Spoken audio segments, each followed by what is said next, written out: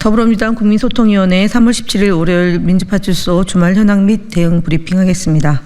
3월 14일에서 16일 사이 1913명이 방문하였고 566건이 제보됐습니다.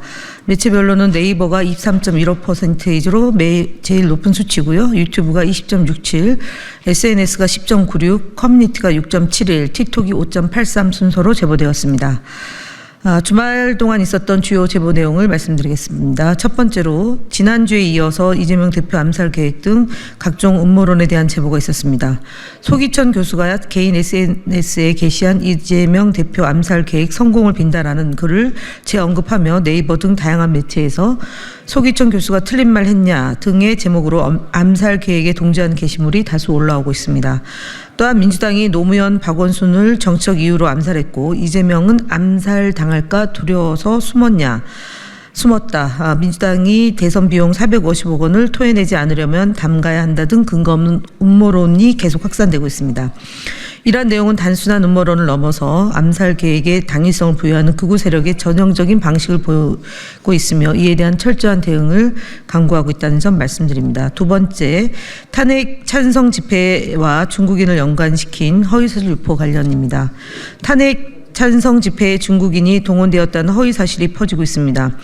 중국 관광객이 집회 근처에서 음식을 먹는 사진, 중국인이 집회의 모습을 SNS에 올린 것을 근거로 탄핵 찬성 집회에 중국인 알바가 동원되어 인파가 많이 모였다는 주장이 제기되고 있습니다. 또한 헌법재판소 앞에서 머리가 긴 경찰관 사진과 경찰 친구와의 대화를 근거로 서울 쪽은 중국 경찰한테 먹혔다는 허위 사실이 생성 유포되고 있습니다.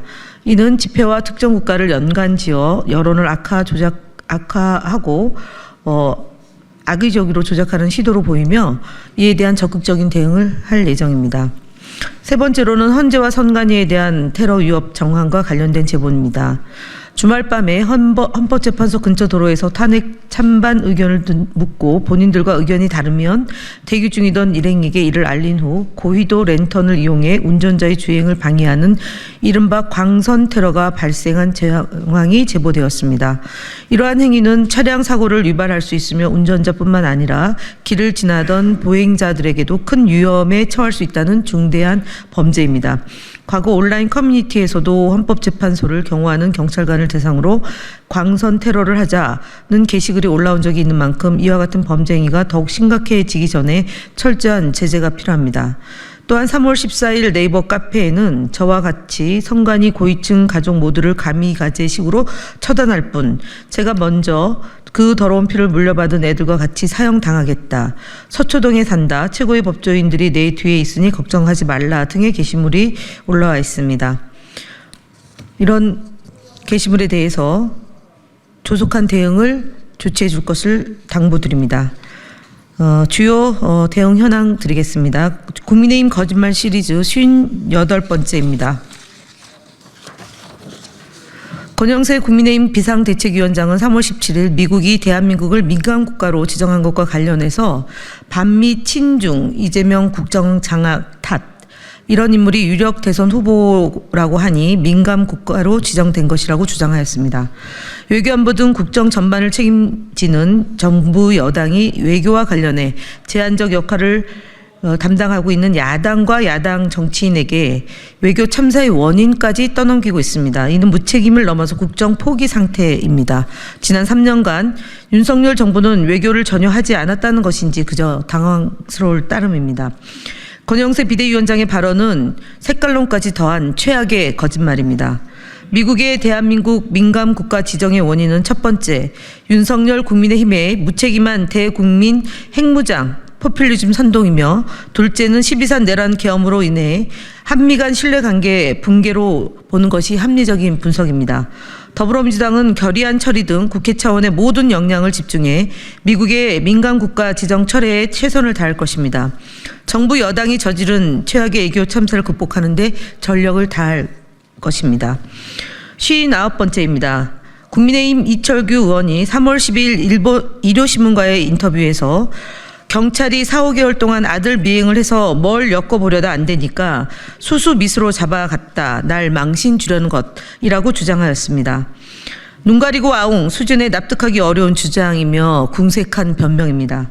게다가 아들 사건의 배우로 자당의 전 대표였던 한동훈 씨 팬덤을 거론하는 추한 모습까지 보이고 있습니다.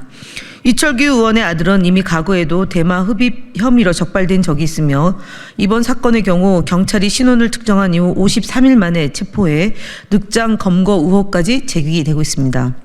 이철규 의원은 경기지방경찰청장이라는 경찰 고위직 출신 후에 여당 사무총장까지 지낸 분으로 윤핵관 실세 중에 실세라는 것은 전 국민이 주지의 사실입니다. 심지어 언론 보도에 따르면 이철규 의원의 며느리는 경찰 조사 당시에 시아버지가 이철규 의원이라는 진술을 한 것으로 알려졌습니다. 또한 이철규 아들의 마약 사건을 담당한 수사 책임자가 3년 전 비위 전력이 있음에도 불구하고 최근 경찰 인사에서 총경으로 승진했다는 점도 국민들의 의혹은 증폭되고 있습니다. 이 모든 정황을 종합하면 이철규 의원의 발언은 거짓말입니다. 이철규 의원은 도의적 정치적 책임을 져야 할 것입니다.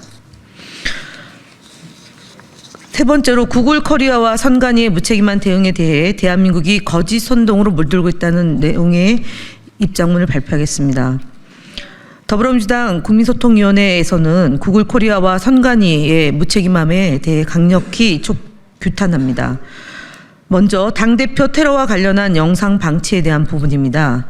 구글 코리아는 국민소통위원회가 신고한 이재명 대표 테러 사건과 관련된 영상에 대해 모두 문제없음이라는 답변을 내놨습니다.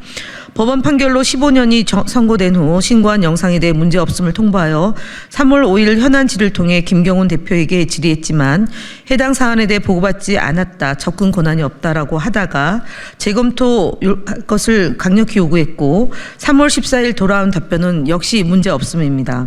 칼로 사람을 찌르는 폭력적 영상과 나무젓가락이라는 허위 조작 영상이 버젓이 유통되며 당대표의 테러 사건에 대한 심각한 문제에 대해서 구글 코리아는 커뮤니티 가이드라인을 위배하지 않았다는 해명을 반복하고 있습니다.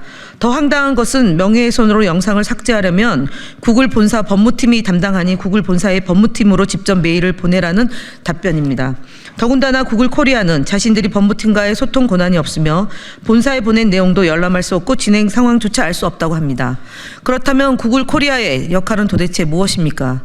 가이드라인 검토도 본사에서, 법적 검토도 본사에서, 모든 결정이 본사에서 이루어진다면 구글 코리아는 구글 본사의 중개소에 불과한 것입니까? 책임 있는 기업이라면 국민을 기만하는, 대한민국을 기만하는 이런 무책임한 대응을 해서는 안 됩니다. 구글 코리아 김경훈 대표는 이에 대해 직접 해명하고 철저한 재검토를 통해 문제 영상을 삭제할 것을 강력히 촉구하는 바입니다. 다음으로 부정선거 허위 조작 영상 방치에 대한 부분입니다. 현재 대한민국의 선거제도를 뒤흔드는 부정선거 허위 조작 영상이 유튜브에서 판을 치고 있습니다.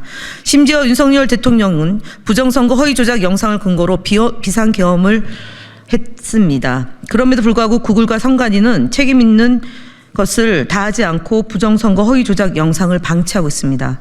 구글은 선관위가 삭제 요청을 하면 즉시 삭제하고 채널 페널티 부여 및 채널 삭제까지 할 준비가 되어 있다고 밝힌 바 있습니다. 그러나 선관위는 직접적인 법 위반 사실이 없다며 구글의 삭제 요청조차 하지 않고 있습니다. 국민들의 소중한 한 표가 근거 없는 허위 조작 영상에 의해 부정당하고 있는 데도 불구하고 선관위는 아무런 조치를 취하지 않고 있습니다.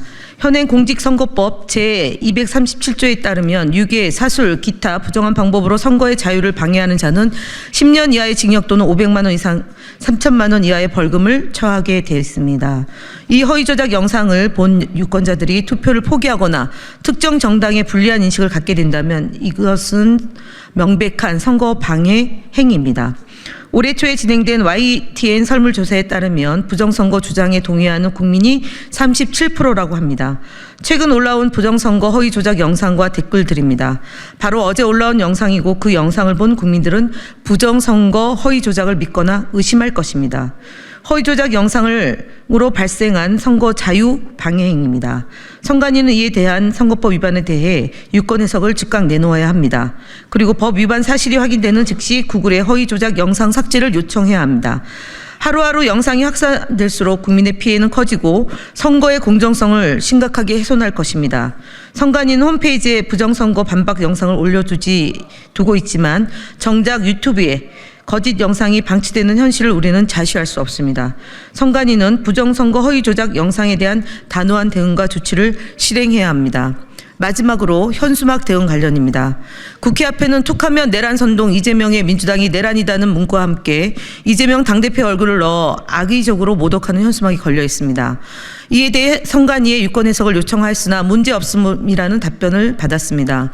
황당한 것은 현수막이 철거되어야 할 법적 근거가 충분한 사의 재보궐선거 기간임에도 불구하고 선관위는 아무 조치를 취하지 않고 있습니다. 선관위는 사실상 허위 조작 현수막을 방치하는 방침이라는 것입니다. 6일째 묵묵부답으로 일관하는 선관위는 국민을 우롱하고 선거의 공정성을 스스로 훼손하는 행위를 중단하길 바랍니다.